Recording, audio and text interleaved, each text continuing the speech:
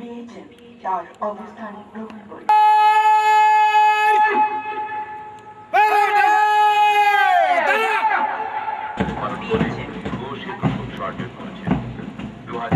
Kilometre রেলপথ সুরক্ষায় বর্তমানে ৮৩২৮ জন সদস্য অপারেশন রেল রক্ষার দায়িত্ব নিয়ে নিরাপদ রেল ভ্রমণ নিশ্চিত করছে।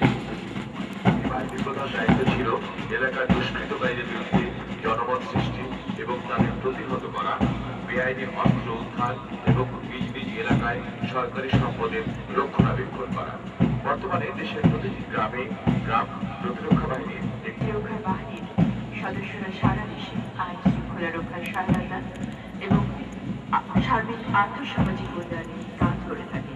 তাদের প্রধান একটি দায়িত্ব হল গ্রামীণ আর্থসামাজিক উন্নয়নে সক্রিয়ভাবে কাজ করা, স্থানীয় পর্যায়ে আইন শৃঙ্খলা রক্ষা করা এবং দেশের স্বাধীনতা সার্বভৌমত্ব রক্ষায় আনকনভেনশনাল ওয়ারফেয়ার ফোর্স হিসেবে যুগপৎ কনভেনশনাল ওয়ারফেয়ার ফোর্সের সাথে কাজ করা।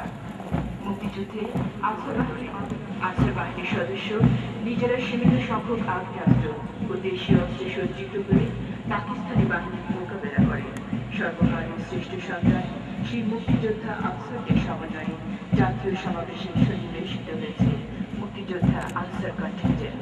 Distinguished guests, ladies and gentlemen, allow me to say a few words about Ansar and Village Defense Party. Ansar, as an organization, emerged in 1948. They played a vital role in the liberation of the first guard of honor to the President of the People's Republic of Bangladesh on 17 April 1971. Since inception, they provide security to the key point installations with the entire satisfaction of the required bodies. 8,000 Ansars are assigned with this duty. 38 battalions, war combatants, and regular wing of Ansar are engaged in the law enforcement duties of Hamakini রয়েছে প্রায় 60 লক্ষ সদস্যরা। এই সকল সদস্যদের মধ্যে অধিকাংশই কম সুবিধাভোগী।